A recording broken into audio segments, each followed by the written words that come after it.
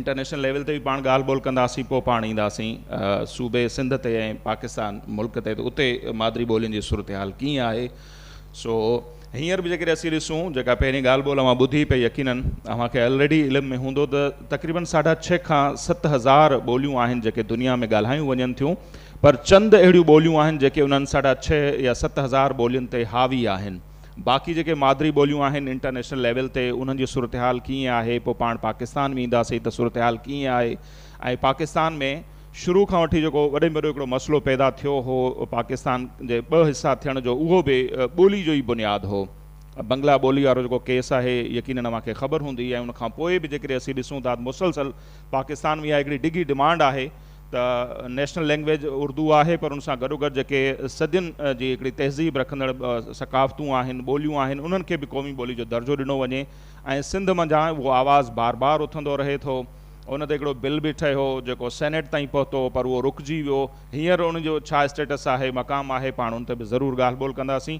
सो barrister साहिब खां ई शुरूआति था कयूं। शुरू में ई अव्हां आहियो, त कीअं था ॾिसो सर इंटरनेशनल लेवल ते जेकॾहिं पाण अचूं मादरी ॿोलियुनि जे हवाले सां, पोइ वरी पाण पाकिस्तान में बि अचूं, जेको ही ॿोली आहे उनजो जेको स्टेटस आहे, मक़ाम आहे।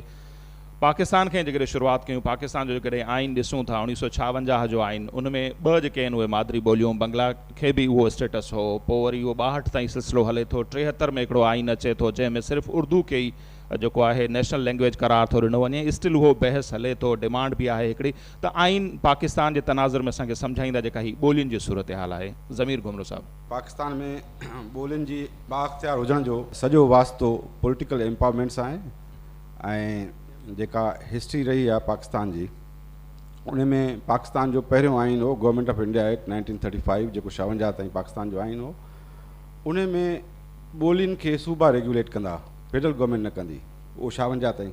जॾहिं पार्टीशन थी 1947 में, त जेको हिंदी ऐं उर्दूअ जो जेको हिंदू मेजॉरिटी प्रोविंसिस जो इशू हो, उहो जेको आहे सो ब्यूरोक्रेसी ऐं जेका एलीट हुई उहा खणी आया त उर्दू पाकिस्तान जी ॿोली आहे ऐं हिंदी इंडिया जी ॿोली आहे, जेको कतई बेबुनियाद हुयो।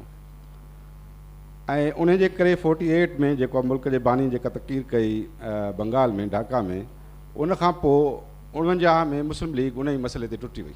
मुल्क जी जेका वॾी पार्टी आल पाकिस्तान मुस्लिम लीग, बंगालिन जेको आहे सो आल पाकिस्तान अवामी मुस्लिम लीग ठाही 1949 में, ऐं उहो इशू उहो ई हो। उन खां पोइ 1952 में ॿोलीअ ते जेको आहे सो जदोजहद थी। उन खां पोइ ॿोलीअ में माण्हू शहीद थिया बंगाल में।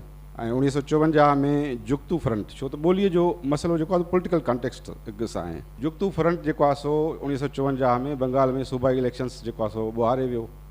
ऐं अवामी पंहिंजो जेका लीग थी उनजी बि तारीख़ इहा आहे। अवामी मुस्लिम लीग मां आल पाकिस्तान ऐं मुस्लिम जा लफ़्ज़ कढी उनखे अवामी लीग में तब्दील कयो वियो 1954 में। ऐं इहो बि ॿोली जो कॉन्टेक्स्ट हुयो, त छो त उते माइनॉरिटीज़ हुयूं ऐं घणियूं बंगाल में उन्हनि जो वोट जेको आहे सो मुस्लिम जे नाले ते न पिया ॾियणु चाहिनि। ॿोली जो मसइलो एॾो इशू सेक्युलर आहे इशू, त उन जे करे उन्हनि जेको आहे सो 1954 में मुस्लिम लीग में मुस्लिम जो लफ़्ज़ ख़तमु करे उनखे अवामी लीग कयो। हाणे इहो मसइलो जो हलंदो रहियो। 1954 में आइनसा असेंबली खे टोड़ियो वियो।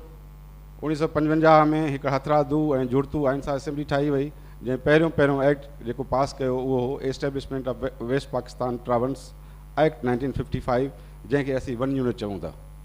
ऐं बंगालिन ऐं पंजाब पाण में ठाह कयो ऐं 3 सूबनि खे ख़तमु कयो वियो, जेके पार्टीशन में जेके 1940 जे करारदाद में हीअ जेका 5 सूबनि जी फेडरेशन हुई, उहा 1956 जे आइन में तब्दील करे 2 सूबनि जी फेडरेशन कई वई, जेका पार्टीशन प्लान जी सख़्तु ख़िलाफ़ वर्ज़ी, छो त पार्टीशन प्लान इन ते बदिले।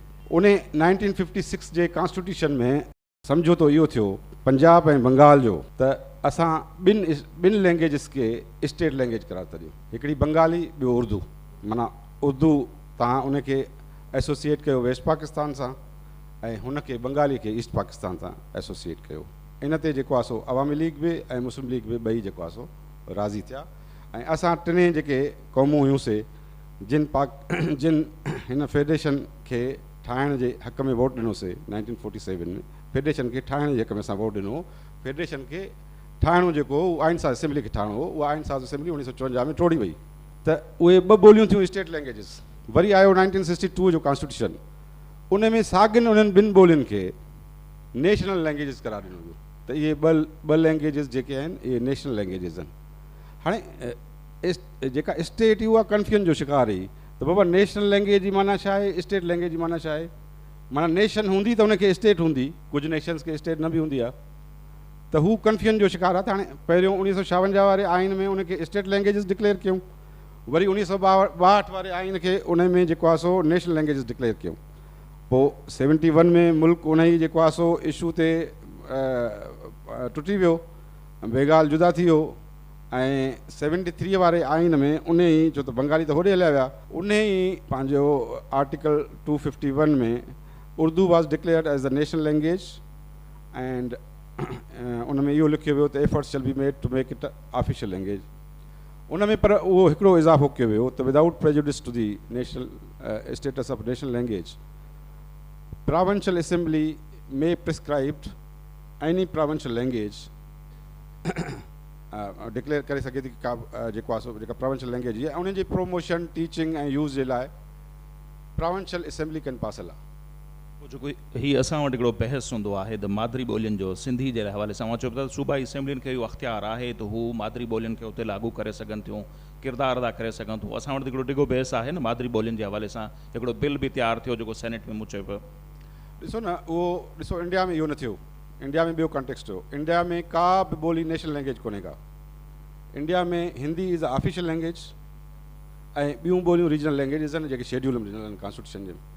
उते का बि नेशनल लैंग्वेज कोन्हे का इंडिया में। इहो बि माना हिकिड़ो मिथ जेको आहे उते ठाहियो वियो आहे। There is no national language, one is official language. हिते उर्दूअ खे नेशनल लैंग्वेज करार ॾियो। हाणे ॿई जेके आहिनि न, हिंदी जेको आहे सो न उर्दू अंग्रेज़ीअ खे रिप्लेस न करे सघियूं। अंग्रेज़ी is still in India and Pakistan official language of Pakistan and India. ॿई नाकाम वियूं। त हाणे जेका कॉन्स्टिट्यूशन में अमेंडमेंट जी ज़रूरत आहे, जेको बिल ईंदा नेशनल, असां छो पार्लियामेंट खे चऊं त तव्हां असांखे नेशनल लैंग्वेज डिक्लेयर कयो। 47 में असां पाण खे पाण नेशनल लैंग्वेज पर डिक्लेयर करे सघियासीं।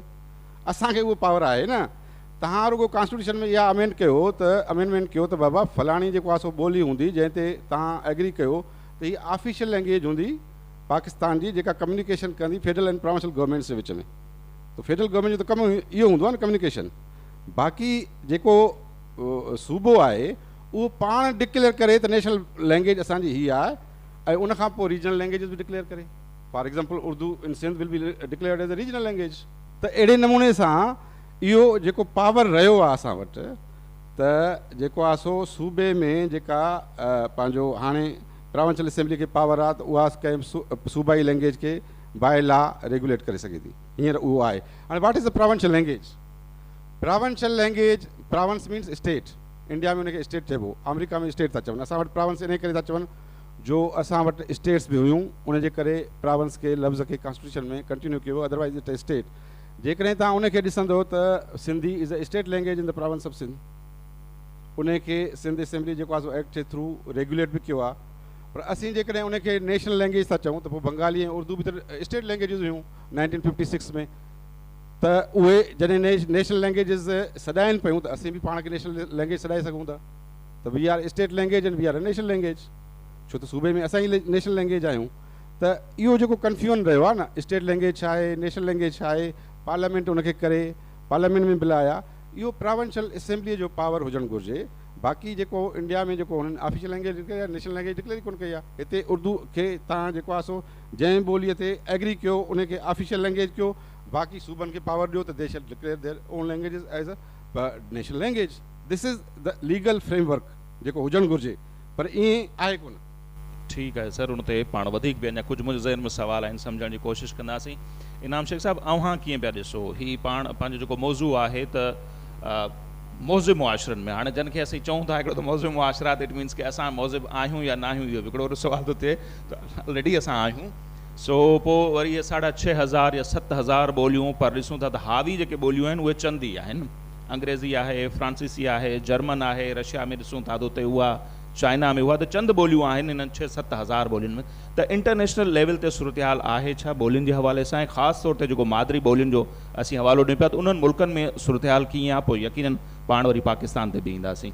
पहिरीं त असां इहो ॾिसूं त ॿोली बज़ाति ख़ुदि आहे छा। मां सम्झां थो त ॿोली जा बुनियादी तौर ते 3 वॾा कारज आहिनि। पहिरियों त उहा पहिरियों हुनजो कमु आहे त उहो तव्हांजे जज़्बनि ऐं अहसासनि खे हिकिड़ी ज़ुबान फ़राहम करे। जेको कुझु तव्हां सोचो था, जेको कुझु तव्हांजे अंदर में आहे, जेको कुझु तव्हां आस पास ॾिसो था, हे तव्हां कॾहिं ॾिठो आहे त तव्हां असांखे तमामु सुठा शाइर छो वणंदा आहिनि, तमामु वॾा राइटर्स असांखे छो क्लिक कंदा आहिनि? सबबु इहो आहे त उहे असांजे अहसासनि ऐं जज़्बनि सां मेल खाईंदा आहिनि ऐं असां चवंदा आहियूं जेकॾहिं मां शेर चाहां बि ईअं चवां हा, जे मां लिखां हा फलाणी स्टोरी बि ईअं लिखां। जॾहिं माण्हुनि जा अहसास ऐं जज़्बा तव्हांजे माण्हुनि जी जूं के ॻाल्हियूं आहिनि उहे तव्हांजे अहसासनि ऐं जज़्बनि सां मेल खाइनि थियूं त तव्हां महसूसु था कयो त तव्हांखे हिकिड़ी वेंटिलेशन मिली, तव्हांखे कम्युनिकेशन थी, तव्हांजी एजुकेशन थी। ऐं उन में वरी मदर टंग हिकिड़ो अहिड़ो टूल आहे, मदर टंग हिकु मादरी ज़ुबान हिकिड़ो अहिड़ो मीडियम आहे जंहिंजे ज़रिए तव्हां पंहिंजे अंदर जी पूरी काइनात खे ॿियनि सां शेयर करे सघो था। सॼी दुनिया जा साइंसदान, लिंग्विस्टिक्स या माहिर इन ॻाल्हि ते मुतफ़िक़ आहिनि। भले जीअं मोहज़िब मुआशरा चयासीं असां, मोहज़िब मुआशरा उहे आहिनि जिते इक्वल अपॉर्चुनिटी हुजे, जिते रूल ऑफ लॉ हुजे, जिते डेवलपमेंट जो पेस कांस्टेंट हुजे। त उन्हनि मोहज़िब मुआशरनि जेके मयार या यार्डिस्टिक्स या बेंच मार्क्स तय कया आहिनि, उन्हनि जे मूजिबि इहो आहे त मादरी ज़ुबान में वधि माण्हू पंहिंजी ॻाल्हि खे मुनासिब नमूने सां पेश करे सघे थो। ॿियो, मादरी ज़ुबान जो वॾे में वॾो कमु इहो आहे त जेको हज़ारे सालनि जो तव्हांजो तहज़ीबी विरसो आहे, जेको तव्हांजो सकाफ़त हेरिटेज आहे, आर्कियोलॉजी आहे, उन्हनि खे प्रिज़र्व करण जे लाइ वॾे में वॾो जेको टूल आहे उहा तव्हांजी मादरी ज़ुबान आहे। छाकाणि जो उहा इन सॼे तव्हांजो जेको एसेट्स आहिनि, मिल्कियत आहे, तहज़ीबी मिल्कियत, उनखे अॻिते खणी ऐं ज़िंदह थी रखे। टियों आहे त तालीम जी हासिलात। मिसाल तौर ते सभई माहिर तव्हां इंग्लैंड में या दुनिया जे ख़ुशहाल मुल्कनि में तव्हांजो हिकिड़ो ॿारु जेकॾहिं लंडन जे कंहिं कुंड में तामिल सिखणु चाहींदो त स्टेट जी इहा ज़िमेदारी आहे त तामिल जो ट्यूटर पाड़े मां हथु कनि या किथां बि हथु कनि या ऑनलाइन हथु कनि, उन ॿार खे स्कूल में तामिल पढ़ाइणी आहे, सिंधी पढ़ाइणी आहे, स्वाहिली पढ़ाइणी आहे। त माना छो जो हुननि महसूसु कयो आहे त जेका तालीमी एक्टिविटी आहे उन जे बि जेको मंबा आहे, जेको मर्कज़ आहे, उहो मादरी ज़ुबान। हिकिड़ो मादरी ज़ुबान जो ॿियो तमामु अहम जेको पहलू इहो आहे त उहा जेका बैन अल-अक़वामी सकाफ़त जुड़े थी, जेको ग्लोबल कल्चर जुड़े थो, उन में जॾहिं रंगीनी कंहिं सभिनी मुख़्तलिफ़ मादरी ज़बाननि जी रंगीनी शामिलु थिए थी त हिकिड़ो ट्रू जेको आहे सो ग्लोबल कल्चर ठहे थो। मिसाल तौर ते असां सिंधी फ़ख़्र सां चवंदा आहियूं न त अजरक या खेस या असांजा ॿिया जेके पाइण ओढ़ण खाइण पीअण जूं शयूं आहिनि, उन्हनि खे छो मिले थी तस्लीमी। मिसाल मां तव्हांखे अजरक जो ॾियां थो या काशीअ जो ॾियां थो। हिकिड़ी आर्ट में टर्म थींदो आहे आई ब्रेक। तव्हां जेकॾहिं हिन दीवार खे 10 दफ़ा ॾिसंदव त 11हें दफ़े तव्हांजी दिलि बोर थींदी, तव्हां चवंदव त हाणे मां का ॿी शइ ॾिसां।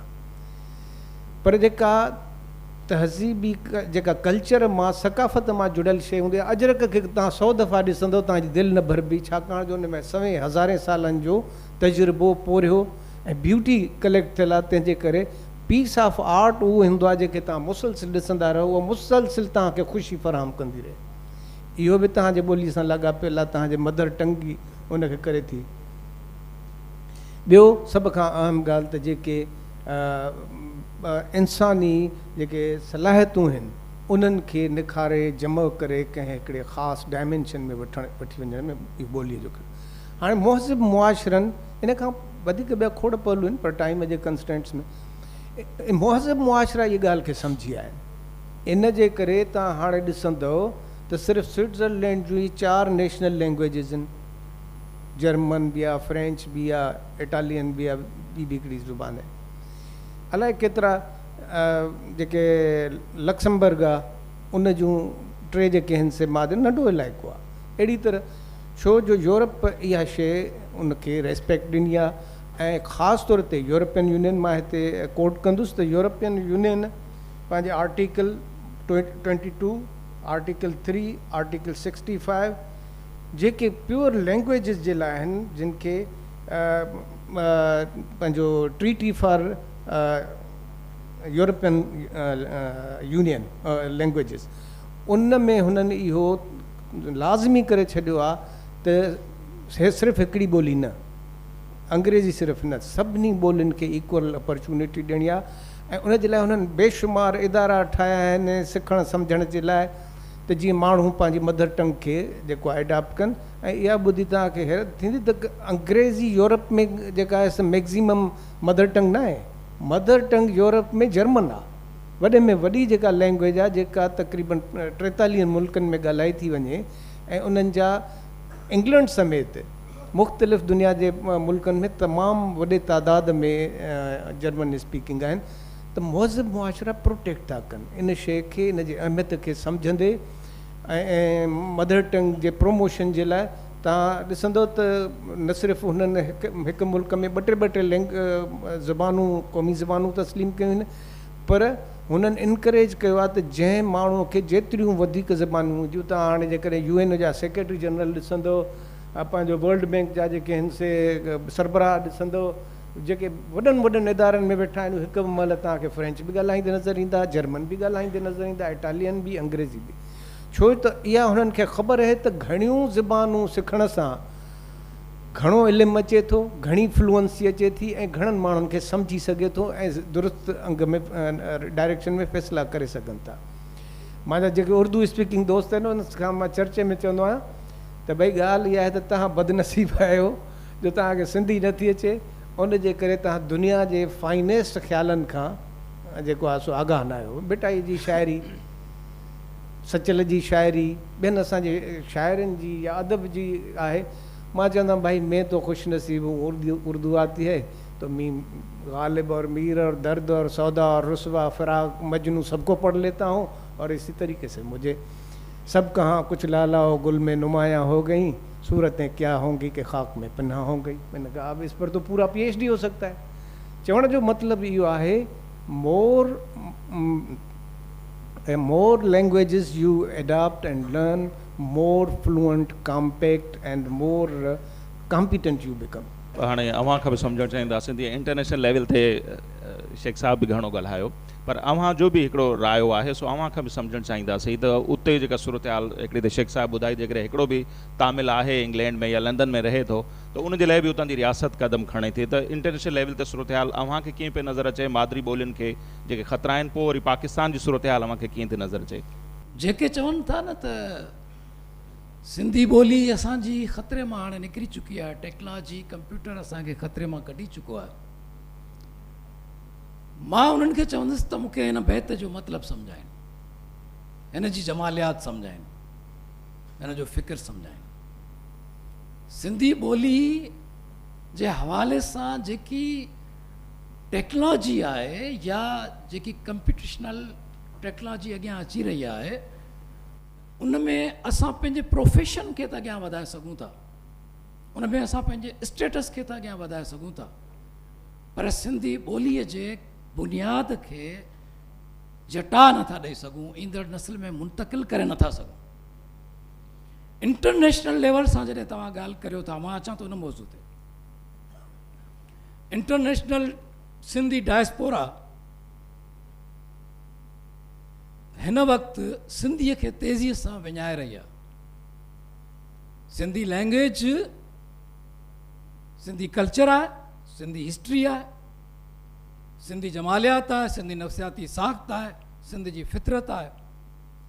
उहा ॿोली असां उते डायस्पोरा खे जॾहिं ॾिठो, मां 2014 में जॾहिं वियो हुउसि त मूं उन्हनि जे ॿारनि खे जॾहिं ॾिठो उते, त हुननि मां कंहिंखे बि सिंधी न थे आई। हुननि वटि कंहिं बि ॿार वटि सिंधी कल्चर कोन, सिंधी नफ़्सियाती कोन हुई।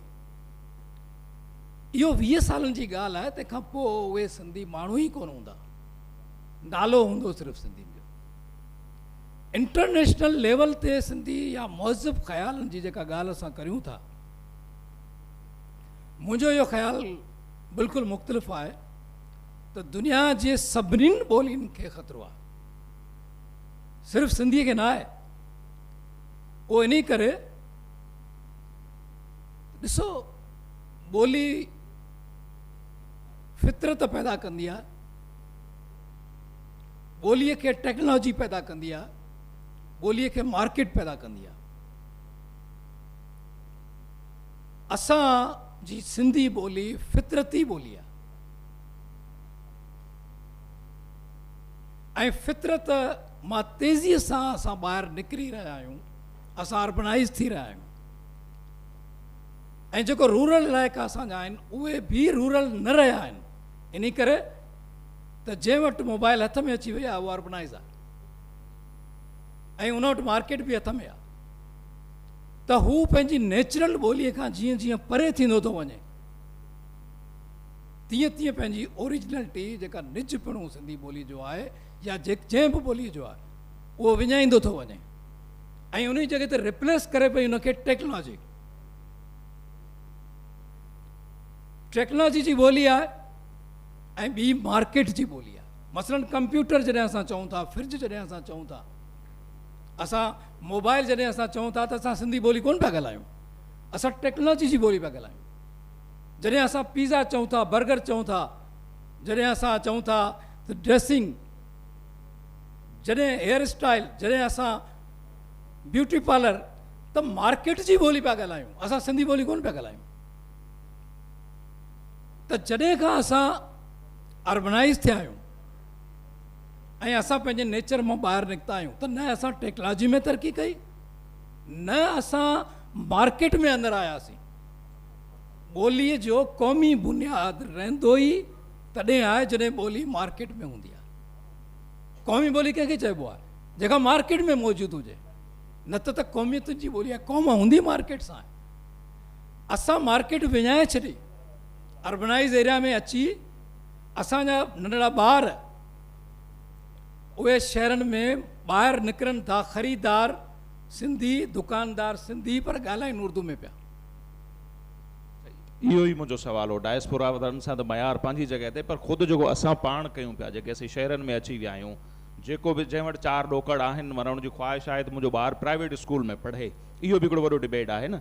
जीअं मां ॿुधायो त हिकिड़ो इस्तलाह सिंध में इहो बि हले थो, जेकॾहिं सिंधी ॿोली बची पई आहे त उन में वॾे में वॾो जेको असांखे शुक्रियो अदा करणु खपे उहो गुरबत जो करणु खपे। ॿाहिराड़ियुनि में असां वटि कल्चर बि अॼु बि ज़िंदा आहे, असांजी ॿोली बि आहे, ऐं जंहिं वटि 4 पैसा अची अथनि, जेकॾहिं को ग़रीब आहे उहो पंहिंजा ॿार सरकारी स्कूलनि में पढ़ाए थो जिते सिंधी पढ़ाई थी वञे। अदरवाइज़ त सिंधी ॿोली सां ॾाढो हाल हुनजो ख़राबु आहे विदिन कंट्री। जेकॾहिं असीं ॾिसूं था सूबे में, तव्हां इंतिहाई अहम ॻाल्हि ॾांहुं इशारो कयो त छा असां सिंधी ॿोलीअ खे उहो हाणे ग़रीब बचाए सघे थो? छो त माण्हू चवनि था न त जेको ॿाराड़ी ग़रीब माण्हू आहिनि उहे सिंधी ॿोली ॻाल्हाइनि था, बाक़ी जेको शहरी तबिको आहे उहो त उर्दू मीडियम, अंग्रेज़ी मीडियम ऐं पोइ पंहिंजा ॿार जेके आहिनि उहे उन्हनि जा सिंधीअ खां परे न ॻाल्हाए सघनि ऐं उन्हनि जी मदर बि उन्हनि सां अंग्रेज़ी ॻाल्हाए। बल्कि प्राइवेट स्कूलनि जे अंदरि त हाणे इहे इंस्ट्रक्शन मिलनि थियूं त ॿारनि सां सिंधी न ॻाल्हायो, उर्दू में ॻाल्हायो। ऐं असांजा केतिरा हिते शहरनि में माण्हू रहनि था जिन जा ॿार जेके आहिनि उहे हाणे उर्दू में था ॻाल्हाइनि या मिक्स सिंधी था ॻाल्हाइनि। मसलन थोरी सी शइ मूंखे बि खाराए, ईअं था ॻाल्हाइनि। हाणे प्रॉब्लम इहो आहे त छा गुरबत बचाईंदी सिंधी ॿोलीअ खे?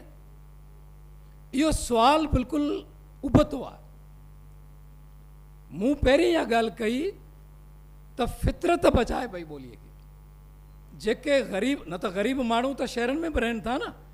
असांजे कराची जे, हैदराबाद जे इलाइक़नि में जेके ग़रीब माण्हू रहनि था उन्हनि जे ॿारनि जी ॿोली छा निजाइज़ आहे? कोन्हे आहे। इन करे त उहे दुकान ते वञनि था, ख़रीदारी कनि था ऐं दुकान तां पापड़ वठनि था, चिप्स वठनि था, टाफियूं वठनि था।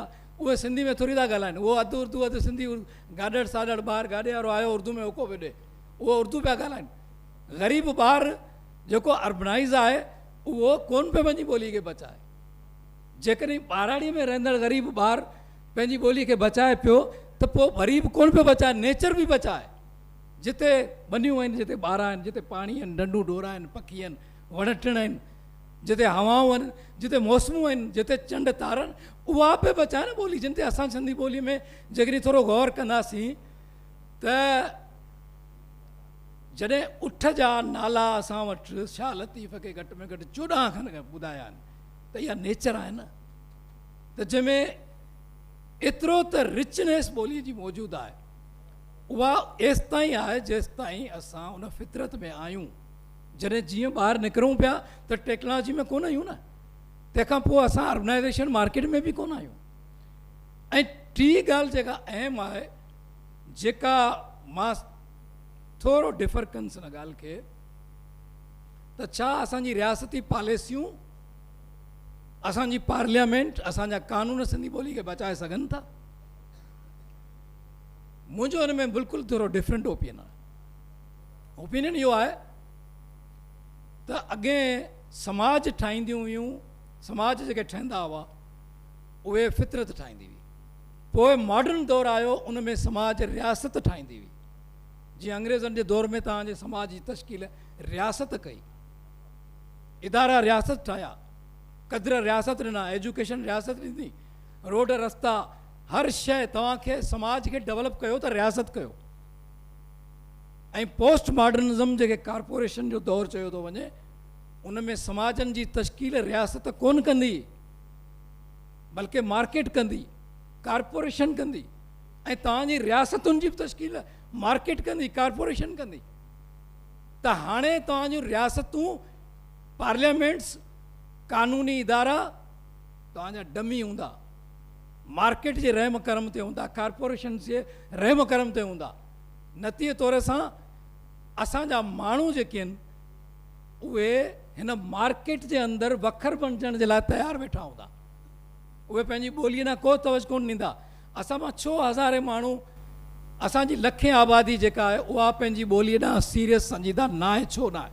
ठीकु आहे सर, इहो त ज़रूरु पाण ॻाल्हाईंदासीं। जेके असां सभु हिते वेठा आहियूं त समाज जो असां गवर्नमेंट ते, इदारनि ते, रियासत ते चऊं था, पर हिकिड़े समाज जे फ़र्द तौरु असांजो पंहिंजी ॿोली ॾांहुं रवैयो छा आहे, सो इहो बि ज़रूरु अव्हांखे सम्झणु चाहींदुसि शेख साहिब खां बि।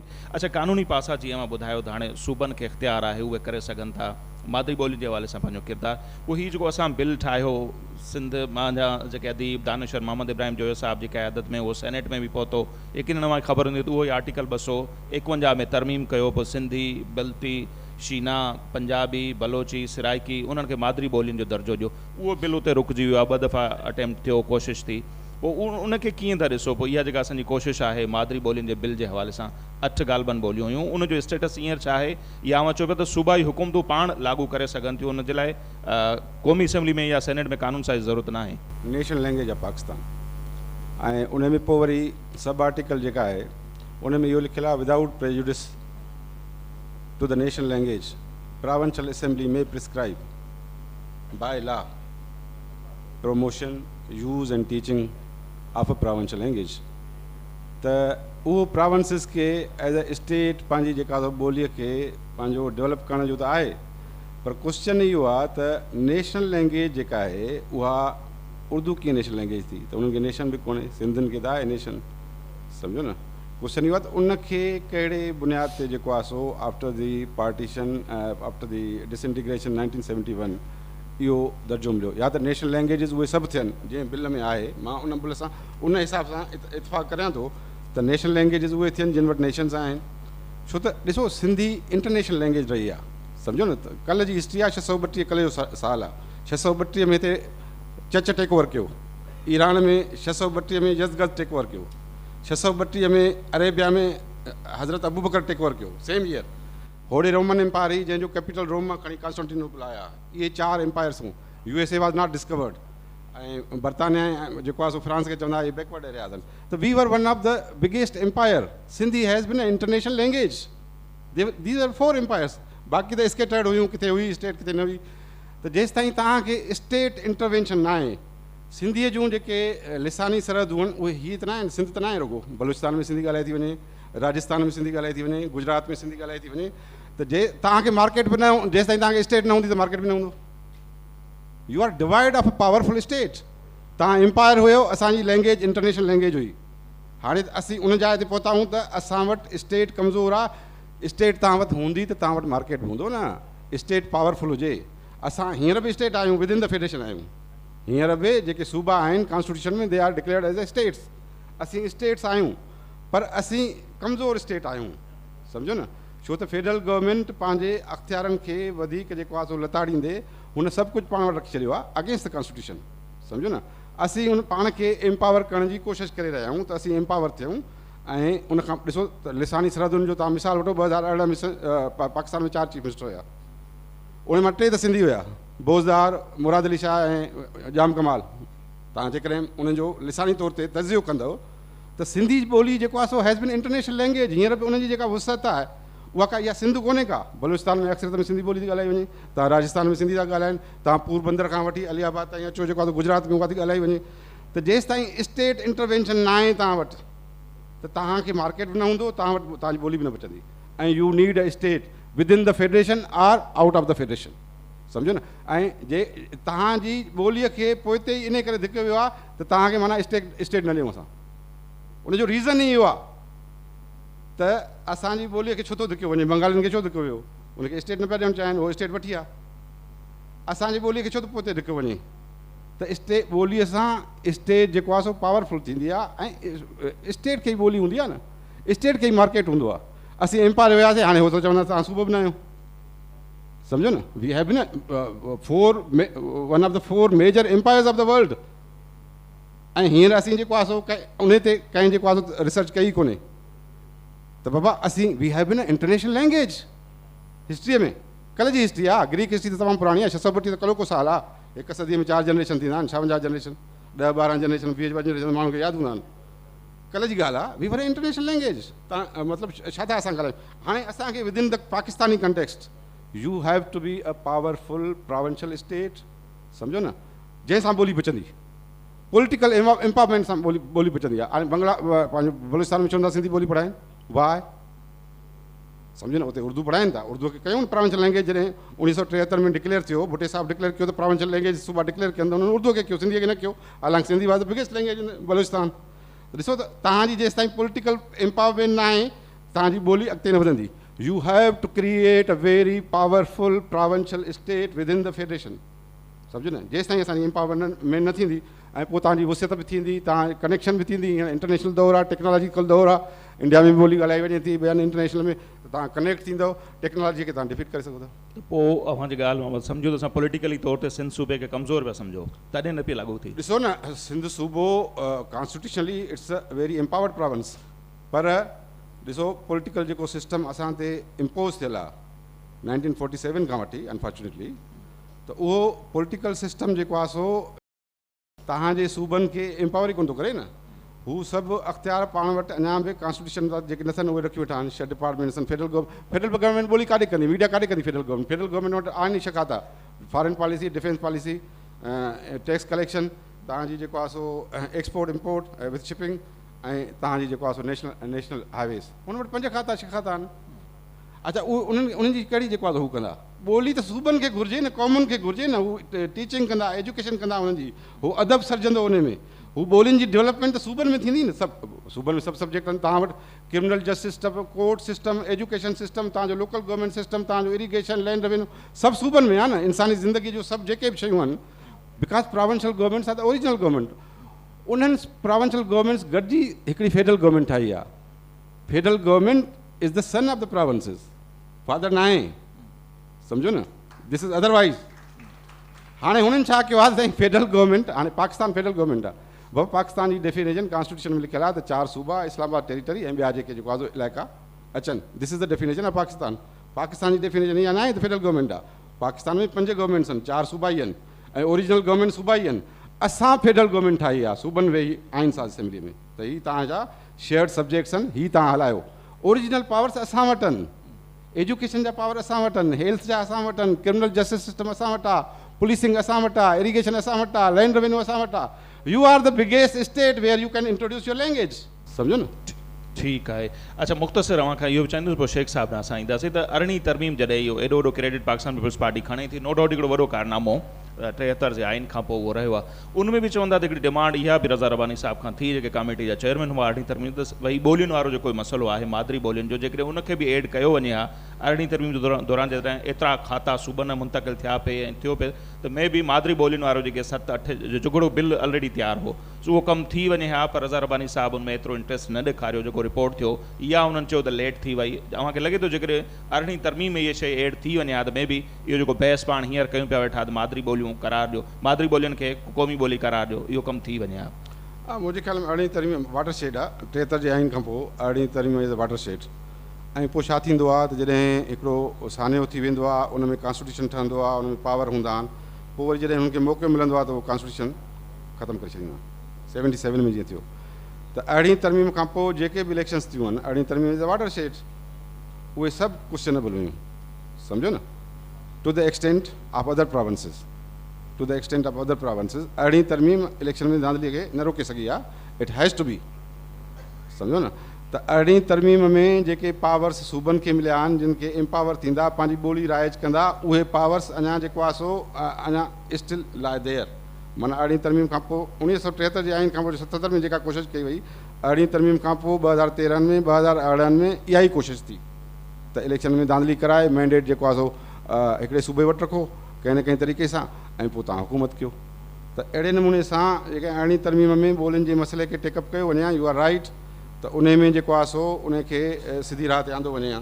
त बाबा जॾहिं ॿियनि मुल्कनि में आहे ई कोन, या त लैंग्वेजिस नेशनल इलाही आहिनि, त ही नेशनल लैंग्वेजिस आहिनि, या हुन वटि जीअं इंडिया में हिकिड़ी ऑफिशियल लैंग्वेज आहे हिंदी। ठीकु आहे सर, उहो ई त जॾहिं एतिरो कुझु थियो पियो शेख साहिबु, 18वीं तरमीम जॾहिं थिए हा त में बि थी वञे। अच्छा, ॿियो जेको ज़मीर घुमरे साहिब जो मौक़िफ़ आहे, त सूबा चाहिनि त उहे करे सघनि था, कोर्टुनि खां वठी एरीगेशन ताईं, एजुकेशन ताईं, एतिरा खाता या ॿियूं शयूं सूबनि वटि अख़्तियार आहिनि, ॿोली जे हवाले सां ॿियूं जेकॾहिं चाहिनि त पंहिंजो किरदारु अदा करे सघंदा। सो अव्हां इन दलील खे कीअं था ॾिसो, या ओवरऑल जेका सूरत हाल आहे सूबाई हुकूमतुनि जी, जेकॾहिं उहे चाहिनि त मादरी ॿोलियुनि जे हवाले सां कंट्रीब्यूट करे सघनि था या पंहिंजा अख़्तियार इस्तेमालु करे सघनि था। हिते त प्राइवेट स्कूल जेके आहिनि सो सूबाई तालीम वारे वज़ीर नोटिस ॾेई बीठा आहिनि, उहे मुख़्तलिफ़ दौरनि में असां ॾिसूं था, पर उहे स्कूल मञण लाइ तयारु न आहिनि। सो असां इनखे कीअं इहो मसइलो कीअं हल कराए सघूं था?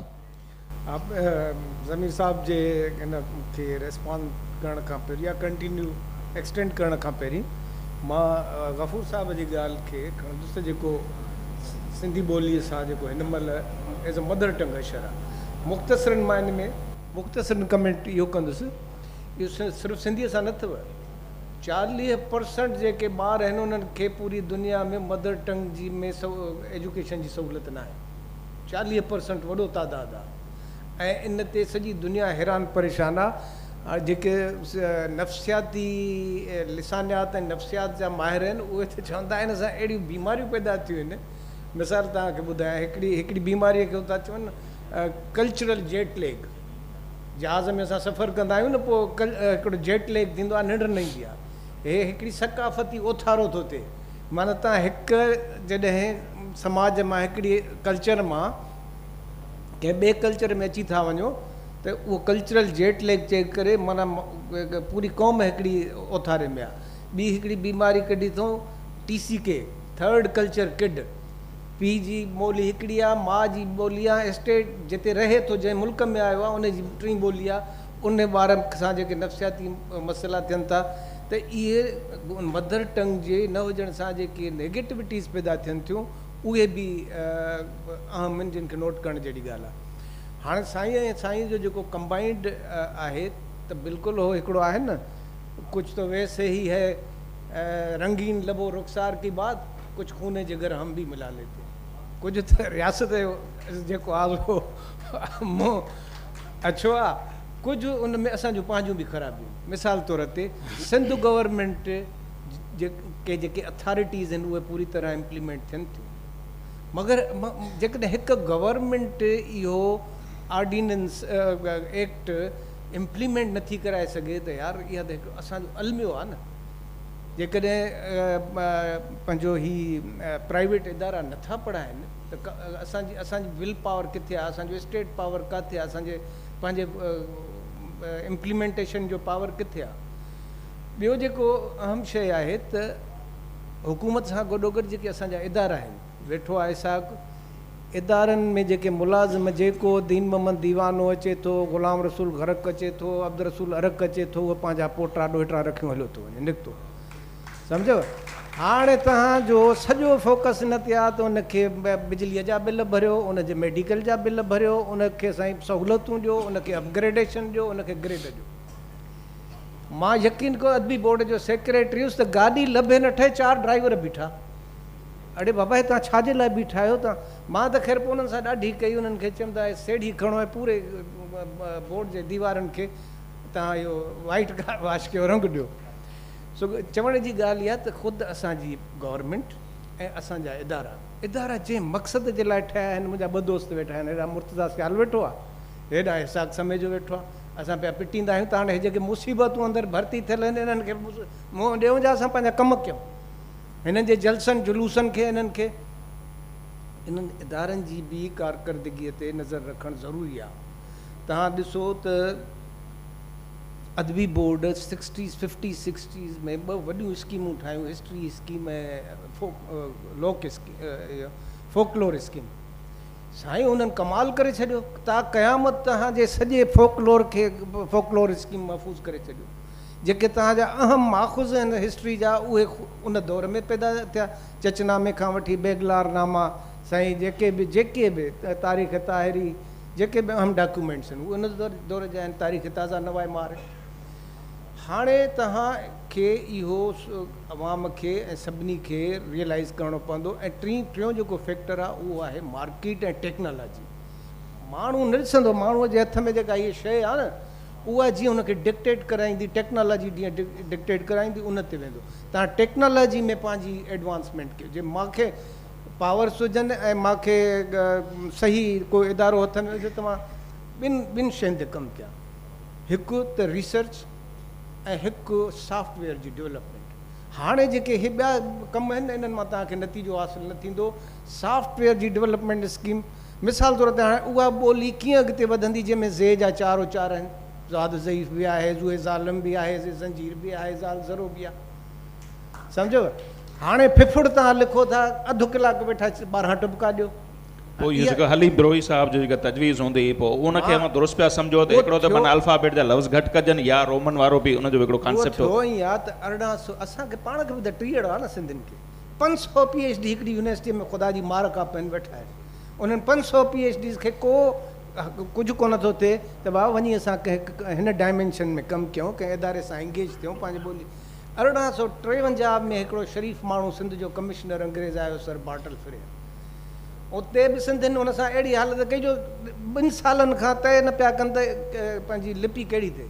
आख़िर हुन ॾंडो खयों त जेकॾहिं फलाणी तारीख़ ताईं तव्हां फ़ैसिलो नथा कयो त मां अनाउंस करे छॾींदुसि। तॾहिं इहा तव्हांजी सिंधी लिपि आई।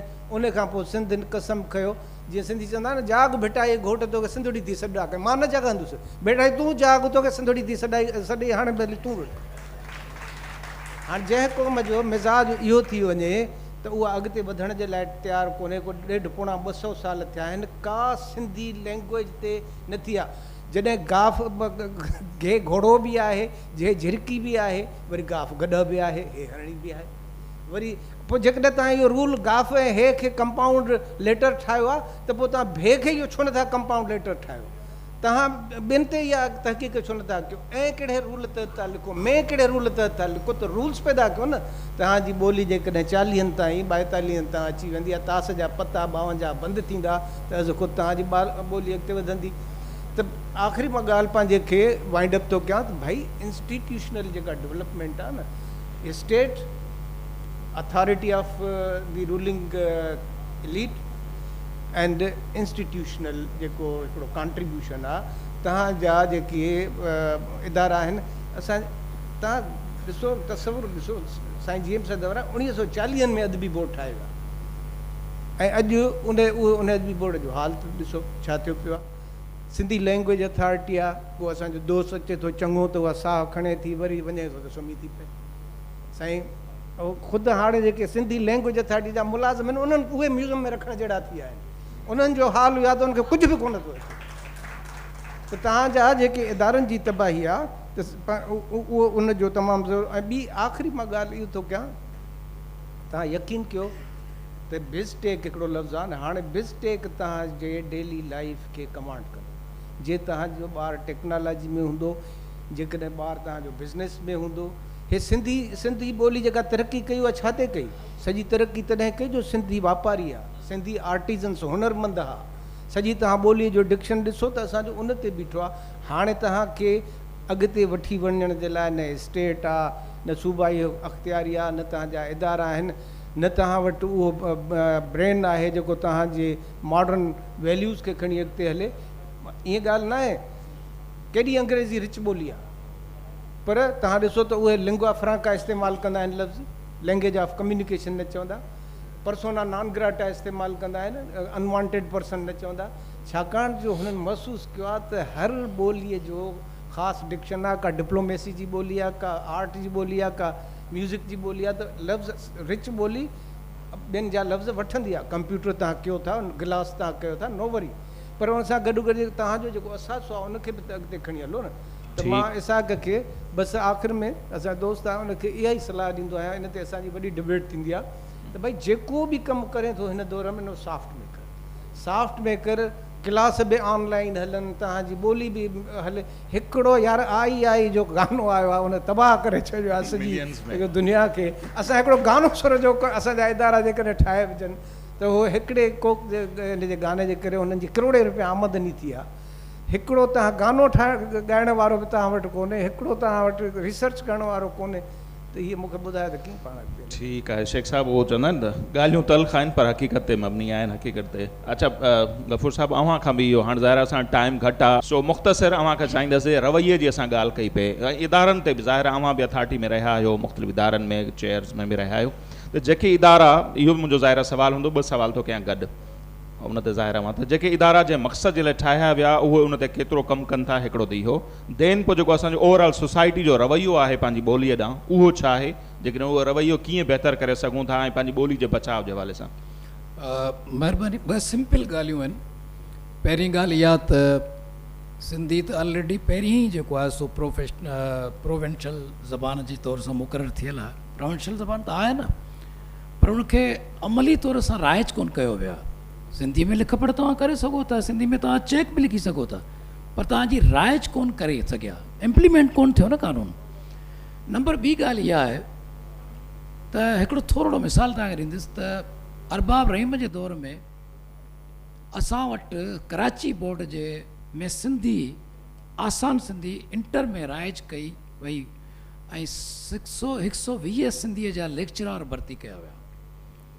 इहो किताब बि ठही चुको, HEC खां मंज़ूर बि थी वियो त हीउ पढ़ायो वेंदो। ओचितो इहो ॻाल्हि ई ख़तमु थी वई ऐं मीडिया मां ई ग़ाइबु थी वई। लेक्चरार भर्ती थियणु, कराची बोर्ड वाहिद बोर्ड आहे जंहिंमां आसान सिंधी नथी पढ़ाई वञे ऐं बाक़ी सॼी सिंध में आसान उर्दू पढ़नि था ॿार। इम्प्लीमेंट केरु कंदो? सॼी सिंधी क़ौम ख़ामोश आहे, पार्लियामेंट ख़ामोश आहे, असेंबलियूं ख़ामोश आहिनि। सिंध ते हुकूमत कंदड़ सिंधी गवर्नमेंट इन पंहिंजे सिंधी मसइले खे राइज कोन कराए सघी आहे। हाणे ॿी ॻाल्हि इहा, इदारनि जी ॻाल्हि जॾहिं असां करियूं था, लैंग्वेज अथॉरिटी में मां जॾहिं होसि तरह मूंखां इहो सुवालु कयो वेंदो, साईं इहे बोर्ड तव्हांजा सिंधी में छो कोन लॻा आहिनि? ॿाहिरि रोडनि ते जेके बोर्ड लॻा पिया आहिनि, साइन बोर्ड, इहे बि उर्दू अंग्रेज़ी में आहिनि या ग़लति सिंधीअ में लिखियल आहिनि, या तव्हांजे NIC जे अंदरि जेको प्रोफेशनल जे हवाले सां तव्हांजी सिंधी राइज कोन हुई, तव्हां PhD सिंधी में लाहियो त उनजो खानो ई कोन हो। उनखां पोइ ॿी ॻाल्हि जेका हुई उहा इहा हुई त स्कूलनि में सिंधी छो नथी पढ़ाई वञे? हूअं त सिंधी मीडियम स्कूल हूंदा हुआ, पर हिन वक़्तु हिकिड़ो फैशन थी पियो आहे, ग्लैमराइज़ेशन थी वई आहे त साईं अंग्रेज़ी मीडियम। असांजे ॿारड़ियुनि में हाणे अंग्रेज़ी मीडियम में पढ़ायो वरी उर्दू वेंदो, अंग्रेज़ी कोन पढ़ाई वेंदी, पर सिंधी कोन पढ़ाई वेंदी। हाणे मूंखां जॾहिं इहे सुवाल कया वेंदा हुआ त मां उन्हनि खे हिकिड़ो ई जवाबु ॾींदो हुउसि त भई सिंधी लैंग्वेज अथॉरिटी लेस आहे। अथॉरिटी कहिड़ी आहे असां वटि? छा कंहिं स्कूल जी रजिस्ट्रेशन कैंसिल करे सघूं था? छा कंहिं इदारे खे असां शोकास ॾेई सघूं था त तव्हां हीउ साइन बोर्ड ग़लति छो लॻायो आहे? सिंधी राइज करण जे लाइ छा सिंधी माण्हुनि खे असां काहिल करे सघूं था?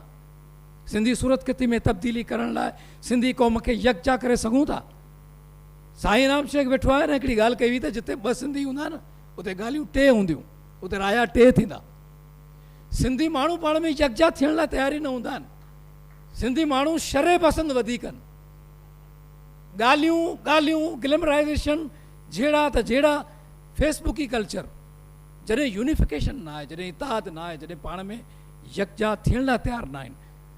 लैंग्वेज अथॉरिटी जे अंदरि असांखे जेके प्रॉब्लम फेस करणा पिया, साईं इनाम शेख इहा ॻाल्हि कई आहे त जेको मुलाज़िमनि खे भरियो वियो त मूं असांजी सीनियर उस्ताद साहिब खां पुछो त एतिरा मुलाज़िम कीअं भरिजिया? चई भई मथां जेकॾहिं तोखे के मिनिस्टर जी फ़ोन आई त तूं मुलाज़िम कोन रखंदे छा? मुंहिंजो न आउं पंहिंजी कुर्सी छॾे ॾींदुसि ऐं मूं छॾे ॾिनी। ॻाल्हि इहा आहे त हीअ सॼी जी सॼी जेके अथॉरिटी चयो थो वञे, हिन में अथॉरिटी आहे कहिड़ी?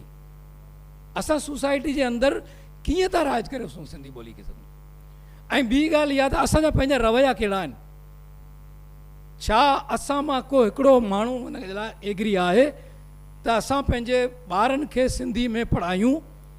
जेका मदर टंग जी तव्हां ॻाल्हि था करियो, मां त चवां थो हाणे मदर टंग ई गुम थी वई आहे। किथे आहे मदर टंग? कहिड़ी मदर आहे जंहिंजी ॿोली सिंधी निज आहे? उहा पाण ई सिंधी निज कोन थी ॻाल्हाए। ऐं जेके अर्बनाइज़ेशन जे माण्हू, जेके रूरल मायूं वेठियूं आहिनि, उन्हनि जा ॿार वीचारा त पढ़नि ई कोन था। सरकारी स्कूलनि में जेके ॿार वञनि था उन्हनि वटि पढ़ाई कोन्हे, उते का बि पढ़ाई कोन्हे। सरकारी स्कूल मां पढ़ी करे ॿार कुझु थियो आहे छा? अॼु ॾींहं ताईं कुझु कोन्हे। सिर्फ़ु बजट आहे जेका ख़र्च थियणी आहे। त असांजा रवैया कहिड़ा आहिनि? छा असां पंहिंजनि ॿारनि खे सिंधी पढ़ाइण लाइ सीरियस आहियूं? पंहिंजे घर में ॿारनि खे भला टाइम ॾियूं था सिंधी पढ़ाइण लाइ? या स्कूलनि में वञी असां मजबूर कयो आहे बीकन हाउस खे या ॿियनि प्राइवेट स्कूलनि खे त भई असांजे ॿारनि खे सिंधी पढ़ायो? उन्हनि खे मजबूर न करियो थो उर्दू ॻाल्हाइनि? किथे बि कुझु बि कोन्हे आहे। असां वटि छा आहे? हिकिड़ी वॾी ग्लैमराइज़ेशन आहे। हाइपर रियलिटी में जियूं पिया असां, जज़्बाती आहियूं, तकरीरूं करियूं, ग्लैमर करियूं, माण्हू ताड़ियूं वॼाइनि, वाह वाह थिए, ख़ुशि थियूं, स्टेटस ठहे। दैट साल उन खां पोइ असां सीरियस कहिड़ी बि ॻाल्हि में कोन आहियूं। असां हिकिड़ी बिग इल्यूजन में गुम थी विया आहियूं। सॼी दुनिया जे अंदरि हिकिड़ो अहिड़ो कल्चर डेवलप थी वियो आहे जंहिंजे अंदरि रियलिटी आहे ई कोन, सीरियसनेस संजीदगी आहे ई कोन। माण्हू तव्हां ॾिसो केॾा कोटेशन था रखनि फेसबुकनि ते, वरी फ़लसफ़ीन जा, हाई क्लास जा। माण्हू चवंदासीं वॾो शो डेवलप थी वियो आहे, पर लुकिंग बिज़ी डूइंग नथिंग। उन्हनि माण्हुनि खे तव्हां मूंखे ॿुधायो थॉट प्रोवोक आहिनि, थिंकिंग पावर आहे, सोचीनि था। असांजी सॼी सिंध जे अंदरि थिंकिंग पावर गुम थी विया। असां वटि जेको आहे सो सिर्फ़ु ग्लैमराइज़ेशन आहे, रियलिटी कोन्हे, बिग हाइपर रियलिटी आहे। त असां अहिड़े सूरताल जे अंदरि जॾहिं ॻाल्हि करियूं था न सिंधी ॿोली बचाइणी आहे, हुन ते मकालो पेश था करियूं, त उहो मकालो जेको लिखी था अचूं उहो तव्हां ॾिठो त अंग्रेज़ी में लिखियलु आहे। ॻाल्हि करियूं था सिंधी क़ौम खे बचाइणो आहे, सिंधी ॿोली खे बचाइणो आहे, मकालनि जी प्रेज़ेंटेशन तव्हां ॾिसी सॼी अंग्रेज़ी में लिखियलु आहे। अंग्रेज़ी खां सवाइ असांजो मकालो इहो अधूरो आहे। असां ॻाल्हि था करियूं सिंधी ॿोली खे बचाइण जी। हे सभु इदारा वीचारा मजबूर आहिनि। मां चवां थो कॉर्पोरेशन जे हिकिड़े बिग हाइपर रियलिटी जे अंदरि असां सभु जा सभु हिकिड़ा महज़ मजबूर किरदार बणिजी विया आहियूं। ॿियो कुझु ई कोन रहियो अथव। मां त हिकिड़ी ॻाल्हि हमेशह चवंदो आहियां त सिंधी ॿोली खे बचाइण जे लाइ असां सीरियस कोन आहियूं, संजीदा ई कोन आहियूं। ठीकु आहे मेमन साहब, तमामु घणी महिरबानी। डॉक्टर गफ़ूर मेमन साहब, इनाम शेख साहब, अवां जी तमामु घणी महिरबानी। बैरिस्टर ज़मीर घुमरो साहब, अवां जी तमामु घणी महिरबानी। जी इसाक वारा धार मुज़ाकिरो रखनि।